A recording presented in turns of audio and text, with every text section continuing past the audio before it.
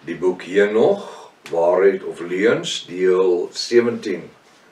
Ek is professor Hannes Redlinghuis van die Eerste Gemeente van Java in Suid-Afrika, Pretoria, Montana, ook internasionaal. Sou jy belangstel in een van my boeke wat ek geskryf het, dan is jy verskriklik welkom om ons te kontak. 'n boek wat relevant is vir die tyd waarin ons skryf. Ek het nooit gedink dit sal so belangrik wees nie. Juist met die oorlog wat in Israel aangaan, en die omgewing met die Palestyners daarso, is dit baie belangrik. Israel's Rapture is 'n Engelse boek, is 'n A5 boek, so 500-600 bladsye dik. Dit was deel van my doktorale graad 'n klompie jare terug. Sou jy belangstel, kan jy hom bestel. Eintlik moet jy hom hê. Dit is 'n Engelse boek, maar die inligting daaraan is uiters noodsaaklik vir die tyd waarin ons lewe. Sou jy belangstel, 0722 367 124. Gaan na my webtuiste https://javashua.co.za. As dit die eerste keer is dat jy na die reeks kyk of luister, is verskriklik welkom. Eerste probleem is, jy moet by deel 1 begin, want jy het reeds 'n magdom inligting gemis. Het is uiters noodsaaklik dat jy op YouTube sal inteken, sodat jy die verskillende kennisgewings van ons studies kan ontvang. Nou, ek gaan nie meer al die aankondigings maak, soos ons is nie deel van enige messiaanse groepe of kerke of organisasies nie, en ons gebruik nie die Restoration Bible nie. As jy enigiets rondom dit wil weet, hierbo is die kontakbesonderhede, jy kan my kontak, en ek sal vir jy enige inligting gee. Dit wat ek sê is alles beskikbaar op ons webtuiste. Ons gaan oor na die woord toe. Vertrou dat hierdie studie vir u 'n wonderlike seën gaan wees en 'n openbaring. Die boek Henog, Waarheid of Leuns. Ons gaan aan waar ons gestop het laasweek. Let aan my, dit is Henog, 200 engele gewys. Wel, hoeveel? 200 engele. Wat die sterre in die sterrestelsel in die hemele beheer. Gelukkig weet jy mos nou reeds wie hierdie 200 engele was. Hulle was gevalle engele en hulle was demone. Hulle is nie meer hemelse wese. So ek weet nie wat soek hulle in die hemel nie. Hulle het my 'n see gewys, baie groot, baie groter as die aardse see. En die engele het met hulle vlerke gevlieg. Hulle het aan my die skatkamers van die sneeu en die ys getoon, en die skrikwekkende engele wat die skatte beheer, skrikwekkende engele. Hulle het aan my die stoorkamers van die wolke waaruit hulle kom gewys en waarheen hulle terugkeer. Hulle het aan my die skatkamers van die dou getoon. Die voorkoms daar was soos van olie van die olyfbome. Ook die engele wat hulle skatte bewaar het. En hulle was soos al die blomme van die aarde. Nou, as jy 'n seatbelt het, is dit nodig om nou vas te maak. Hoofstuk 4 in die boek, as jy die boek het, die tweede hemel, en die engele wat op 'n groot oor, die engele wat op die groot oordeel wag. Nou moet jy baie mooi luister. Hierdie man het my toegeneem na die boontoe gelei, na die tweede hemel. En hulle het aan my die bewaakte gevangenisse gewys van die onmeetbare oordeel. Nou wil ek net iets sê, daar is nog nie 'n oordeel nie. En hulle het my met bewaakte gevangenisse gewys. Nou sê vir my, hoekom sal die tweede hemel bewaak word? Is daar 'n kans dat hierdie engele wat verdoem is kan uitkom? Is daar 'n ring van soldaatengele wat nou hierdie verdoemende engele bewaar? Jy sien, wat ons nou moet baie versigtig moet wees nou, is dat hierdie skrywers van Henog vat nou die doderyk. Hulle sit die doderyk in die tweede hemel. Terwyl die woord sê, die doderyk is in die kors van die aarde. Hy sê nie Javashua het opgevaar in die doderyk nie. Hy sê Javashua het afgevaar in die doderyk. Op en af is twee verskillende terminologie. Ons verstaan ons wat beteken op en wat beteken af. So eenvoudig soos dit, dat 'n kind van 6 kan vir jou dit verduidelik. Maar die ouens verstaan dit nie. En hulle het aan my die bewaakte engele gewys van die onmeetbare oordeel. So is net engel wat geoordeel geword. Ek weet nie, my Bybel sê nie, dis engele nie. My Bybel sê vir my dat dit gaan siele wees in verheerlikte liggame wat veroordeel gaan word.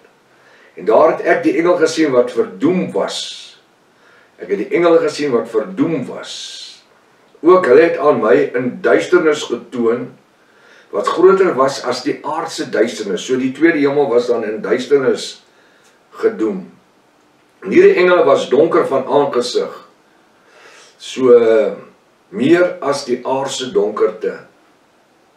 En hulle het deur al die ure aanhoudend geween. Jy moet nou dink aan die terminologie wat hier gebruik word. So jy het nou wit engele en jy het swart engele. Hulle sê nou donker, maar dit is swart. So Jaffa het swart engele gemaak en wit engele. Is dit wat ons verstaan? Dis nie wat hier staan, dis wat hulle probeer skep, maar hulle gebruik nie die woord swart nie, hulle gebruik donker, donker is swart. En hulle het aanhoudend geweet, hulle skep die gedagte dat die hel ook in die tweede hemel is. Wat natuurlik geheel en al onbybels is. Hoekom? Want die hel bestaan nog nie. Die doodryk bestaan. Maar hy is waar? In die kors van die aarde. Want die Bybel sê, toe die gelykenis van Lazarus en die ryk man, toe die ryk man sy oë oopmaak, was hy in die doodryk. En hy sê, ek ly smart in die doodryk. Nou het ons net nou gesien by die eerste hemel, dat die ys en die wolke en goed is in die eerste hemel. So die tweede hemel is die hel, waar die vuur is. Nou weet ek nie of die hel is wat die ys warm maak, dat dit smelt, dat ons reën kry nie. Nee, ek spot nou sommer. Want ons spot mos met die vals profete. Ja, van sê Elia het met hulle gespot, die Baal profete. So, die tweede hemel kan nie die doodryk in die hel bevat nie. Want er is twee verskillende komponente, die doodryk in die hel. En dan moet ons onthou, die katholieke het nog purgatory ook, 'n swaar vuur, so hy sê ook maar in die tweede hemel. En ek het aan die manne wat met my was gesê, dis hier nog, hoekom word hulle so geflotter? Die man het my geantwoord, hulle is diegene wat God versaak het. Ek gebruik die woord God, want dis so dit in die boek staan. Versaak het, wat nie God se bevele gehoorsaam het nie, maar gewandel het volgens hulle eie wil, en afgedwaal het met hulle prins. Die prins is Satan. So dis hulle wat reeds nou al veroordeel is, wat sit in die tweede hemel. Terwyl die Bybel sê, ons moet besluit wie lieg. Lieg die boek of lieg die Bybel? Want die Bybel sê, hulle is neergewerp op die aarde, saam met die Satan. Nie hulle was uit die 7de hemel uitgehaal en in die tweede hemel gesit nie. Hulle was op die aarde neergewerp. As dit hulle is hierdie, dan gaan daai oukies uitkom uit die tweede hemel om gemeenskap te hê met die vrouens op die aarde, die dogters van die mens. Dis 'n lekker gevangenskap wat jy het. En God het dis hulle wat God se bevele ongehoorsaam het. Maar wat gehandel het, nie gehoorsaam het nie, maar gehandel het volgens hulle eie wil en afgedwaal het met hulle prins Satan, wat ook vasgebind is aan die 5de hemel, my goeie Vader. Hoe kan ek sulke snert glo? En die Israelvisie ouens glo al hierdie rabbies hoor, want hierdie is hulle Bybel. Dis een van hulle Bybelboeke wat hulle aan vasthou, saam met die boek van Herinneringe, sal later oor daai boek praat. Ek nog het 'n groot deernis vir hulle gevoel, en daardie engele het laag voor my gebuig. Die engele het voor nog gebuig, man van God, ons vra dat jy tot God vir ons sal bid. Regtig, kan dit gebeur? Om wat te doen? Hulle is nie meer engele nie, hulle is gevalle engele. Hulle is nie meer seuns van God nie, soos hulle hom noem nie. Hulle is demone en bose geeste. Nou hierdie boek laat dit klink asof die gevalle engele in die tweede hemel nou is, en asof hulle nog steeds goeie oukies is. En ek het hulle geantwoord en gesê, wie is ek, 'n sterflike mens, dat ek vir engele moet bid? Hulle is gevalle engele, hulle is bose geeste. Die Bybel sê jy moet hulle uitdryf, jy moet nie vir hulle bid nie. Hy sê, wanneer jy sy naam aanroep, die naam Jahweh, dan vlug hulle. Wie weet waarin ek sal gaan en wat met my sal gebeur? Of wie vir my sal bid? Dis nou Henog wat vra. Hoofstuk 5, die derde hemel. Henog besoek die tuin van Eden. So die tuin van Eden is in die hemel. Dis nie wat die Bybel sê nie. Die Bybel sê dat die tuin van Eden was op die aarde gewees. En toe Adam en Eva uitgedryf is uit die tuin van Eden, was daar gerubs geplaas met sware wat flikker met vuur. Die paradys was nooit op die aarde nie. Ons was geleer, die paradys van Sondagskool af was op die aarde. Paradys was nooit op die aarde nie. 3 plekke waar in die Bybel praat van die paradys, in die Nuwe Testament, elke keer in die hemele. En die manne het my daarvan weggeneem en my boontoe gelei na die derde hemel. En my daar in die middel van die paradys neergesit.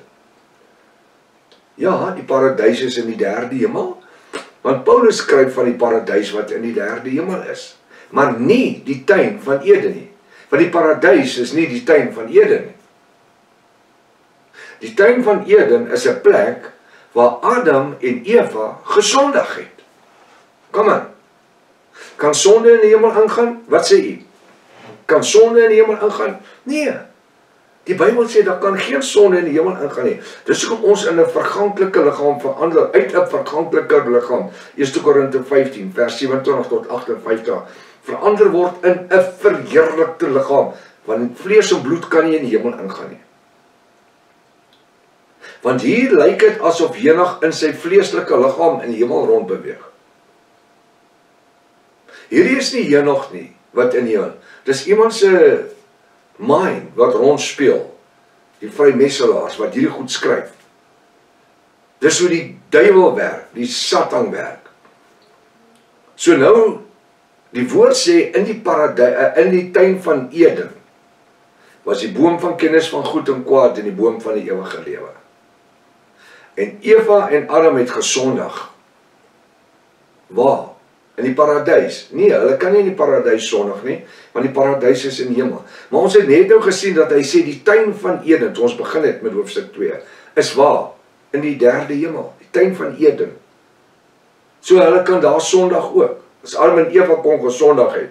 Maar jy sien, hulle wil nou die tuin van Eden vergeestelik. Dis nie wat dit is nie. Dit is die paradys.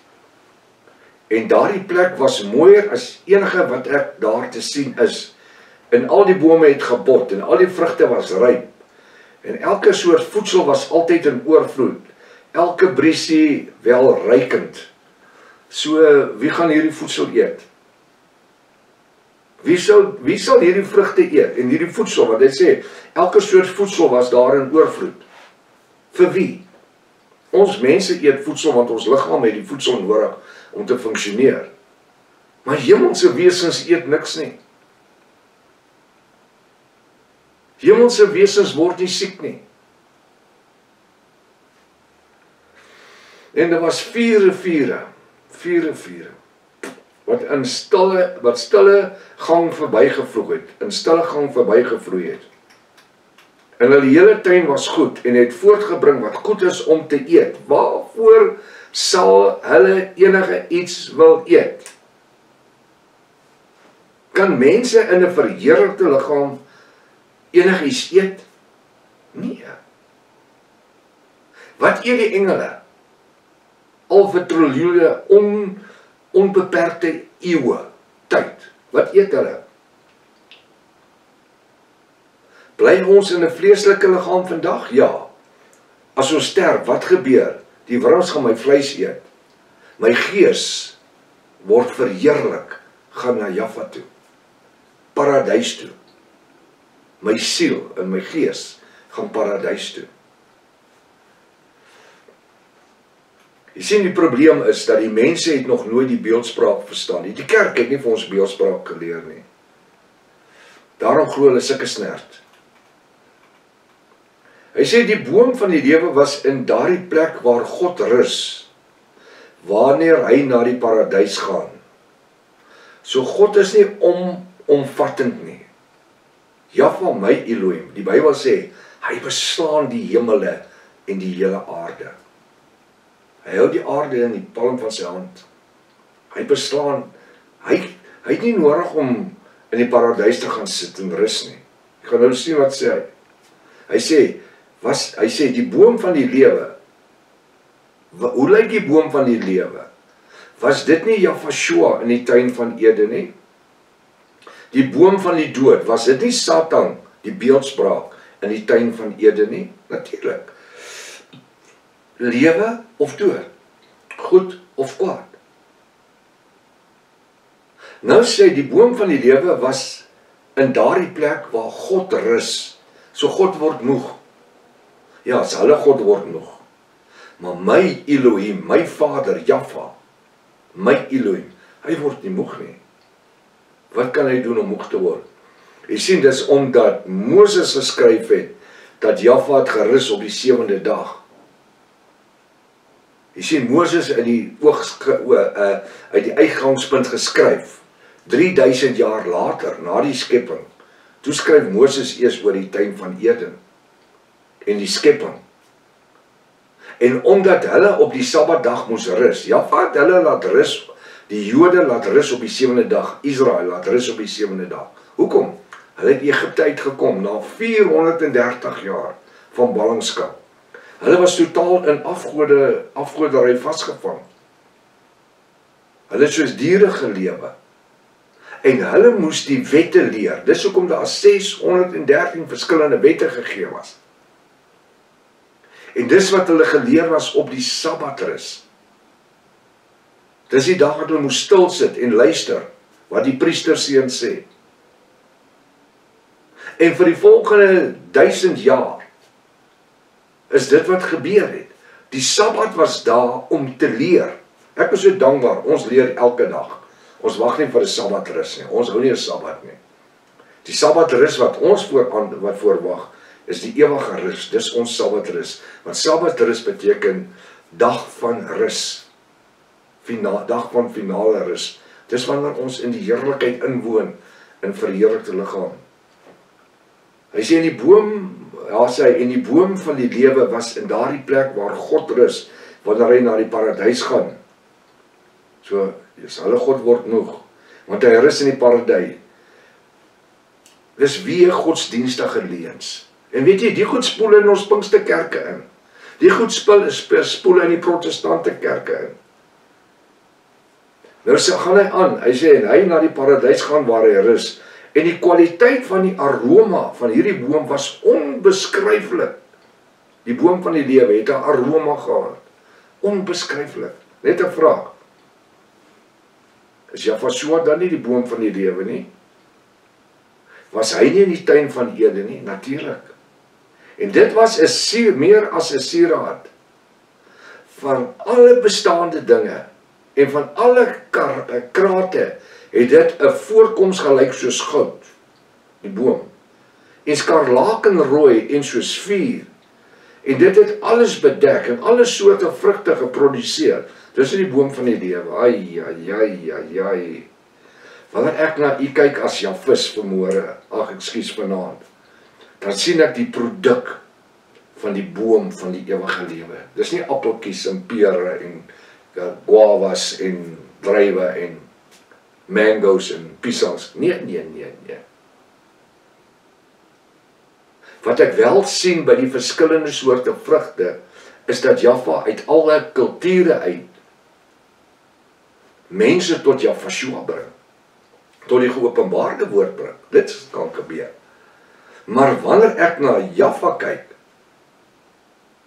dan is hy nie 'n vrugteboom nie, soos wat hulle hier voorkom nie. Sy voorkoms is soos goud en skarlakenrooi en soos vuur. En alle soorte vrugte het hy geproduseer. Sy wortel is in die tuin aan die einde van die aarde. Sy wortel is in die tuin aan die einde van die aarde. Hoe is dit moontlik? Die woord sê dat hy is gees. En gees beslaan 'n heelal. Hy het nie 'n wortel in Benoni nie. Of in die Vrystaat nie. Of enige plek in die wêreld nie. Hy is oralste teenwoordig. Hy is in hierdie ateljee op die oomblik. Sy wortel is in die tuin aan die einde van die aarde. En die paradys is tussen die bedorwenheid en onbedorwenheid. En die paradys is tussen bedorwenheid en onbedorwenheid. So in die derde hemel is daar bedorwenheid. Bedorwenheid is wat? Dit is sonde. En wat is onbedorwenheid? Heiligmaking, heiligheid. So in die derde hemel is daar goed wat bedorwe word, is goed wat vrot word. As jou yskas af is, dan word jou kos bedorwe. En die paradys is tussen bedorwenheid en onbedorwenheid. Ai. Kan jy dink dat iemand sulke rubbish kan skryf? En ander mense glo dit vir die evangelie. En daar is 2 fonteine waaruit heuning en melk voorkom. Ja, daar's 2 fonteine waaruit heuning en melk voorkom. En hulle fonteine bring wyn en olie voort. En hulle verdeel in 4 dele en gaan op 'n stille koers. Jy gaan af in die paradys van Eden. Daar was nog nooit 'n paradys in Eden nie. Daar was 'n tuin van Eden. Maar jy sien, dis wat ons geleer het deur die 3 susters kerke. Hulle het met die teologie gekom, want dit kom van die Katolieke af. Van die paradys wat op die aarde is. Ons het selde dan ooit as kinders geleer van die tuin van Eden. Die paradys.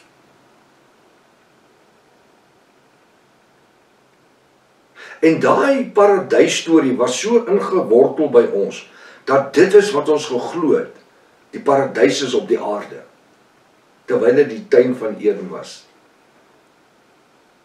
Hy sê, hy het hom verdeel en gaan op 'n stille koers en gaan af in die paradys van Eden op hierdie aarde. Tussen bedorwenheid en onbedorwenheid.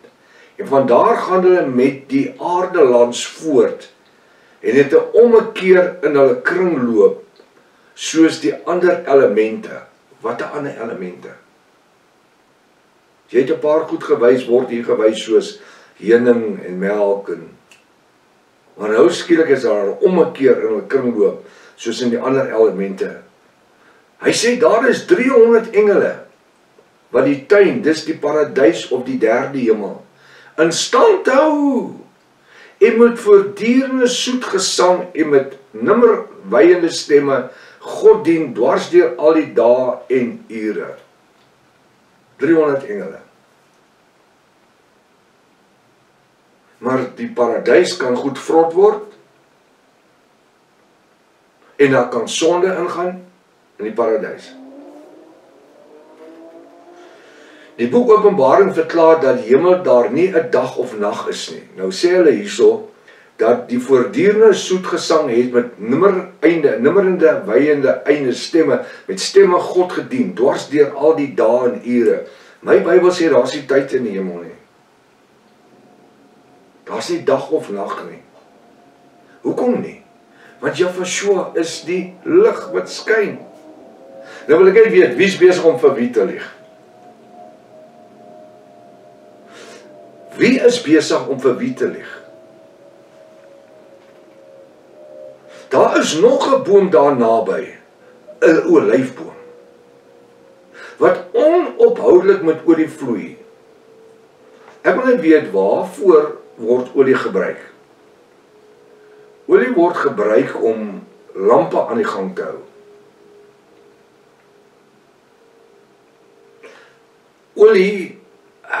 Olyfolie word gebruik in kos.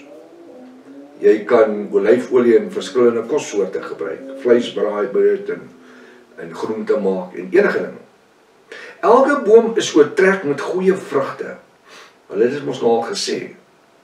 En daar is nie 'n boom sonder vrugte nie. En die hele plek is geseën. Dis die derde hemel. Nou wil ek net weet, al hierdie vrugtebome vir watter doel is hulle daar? Dis die beste vrugte. Hulle plekke is geseën.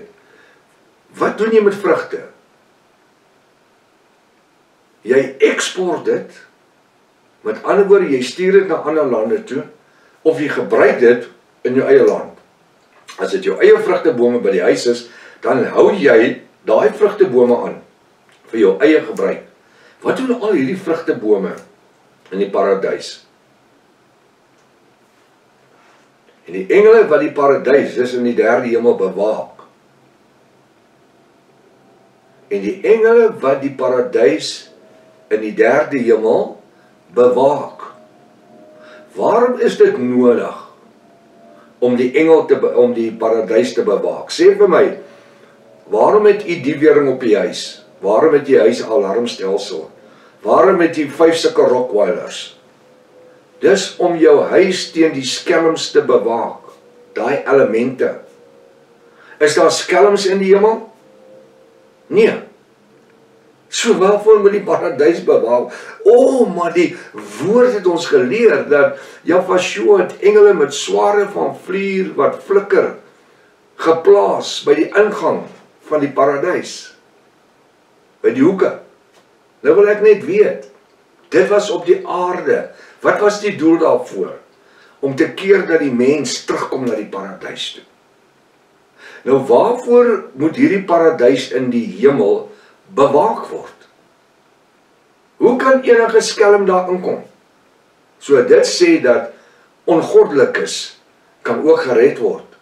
Of kom ek gaan andersom sê. Ongoddelikes kan ook hemel toe gaan. Alles is nou net die derde hemel. Wie kan in die paradys inbreek? Verstaan jy waarvan ek praat? Dis 'n klomp rubbish. En die engele wat die paradys bewaak. En die engele wat die paradys in die mees wonderbaarlikste. En hy sê die engele wat die paradys is in die mees wonderbaarlikste. En hulle dien God sonder ophou. Met onongebroke stem en soet sang. So terwyl die een klomp engele sing, dan breek die ander klomp engele in. Terwyl die party aan die gang is, dan breek die ander ouens in. Die ander engele.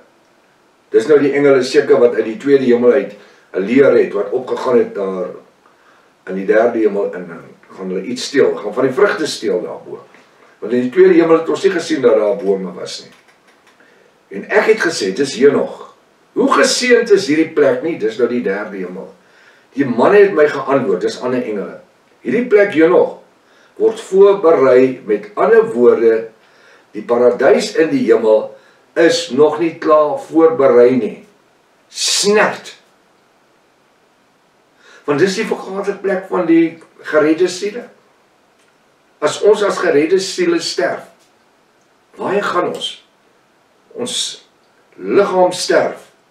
Ons siel gaan nie in die doodryk met kettinge vas, dis beeldspraak, vasgemaak word. Die ongoddelikes ja, maar die bruid en hulle wat gaste gaan wees in die bruilofsmaal, hulle is in die derde hemel in die paradys.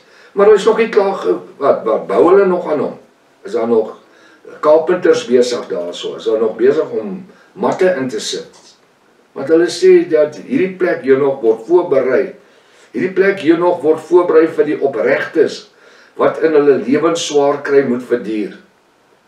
Hy sê hierdie plek hier nog word voorberei vir die opregtes wat in hulle lewens swaar gekry het en dit moes verduur.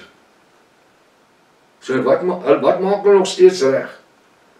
Ek dink dan, toe Jafashua sê in die huis van my vader is daar baie wonings. As dit nie so was nie, so ek het vir julle gesê het, dat alles klaar gedoen is. Hy sê ek gaan vir julle 'n plek voor te berei. Dis 'n metafoor. Dis 'n voorstelling. En as dit klaar is, kom ek julle haal dat julle kan weet wat hy. Nou gebruik hulle hierdie voorstelling om te probeer verduidelik dat die derde hemel, die paradys is nie klaar nie. Want hulle werk nog aan hom. Het hulle kontrakteure of subkontrakteure, ek weet nie. Hierdie plek hier nog word voorberei vir die opregtes, wat hulle lewenslang swaar gekry het. Wat hulself kastei en hulle oë afgewend het van die ongeregtigheid en ware reg en verdediging oordeel gespreek het. Wat hulself kastei. So die ouens wat paradys toe gaan hulle self kastei. So wanneer Jafashua vir daai ou aan die kruis sê, daai sondaar, vandag heden sê saam in die paradys wees, dan gaan hy nog eers bietjie swaar kry.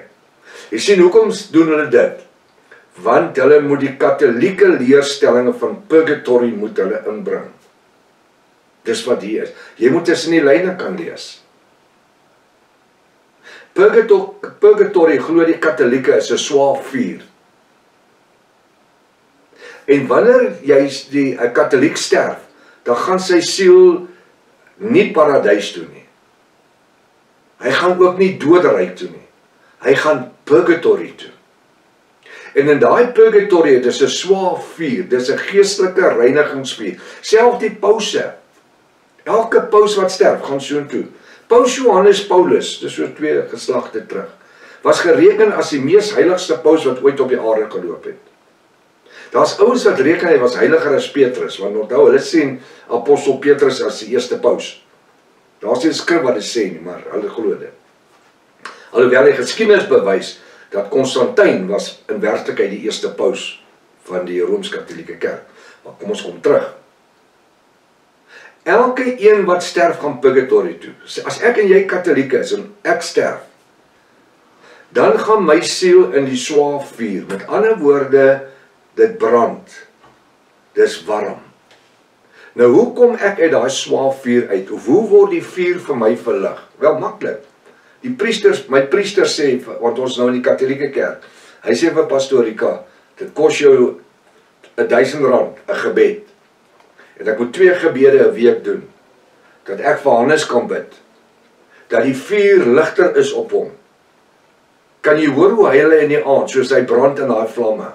Hoor jy hom? Ja, ek hoor hom.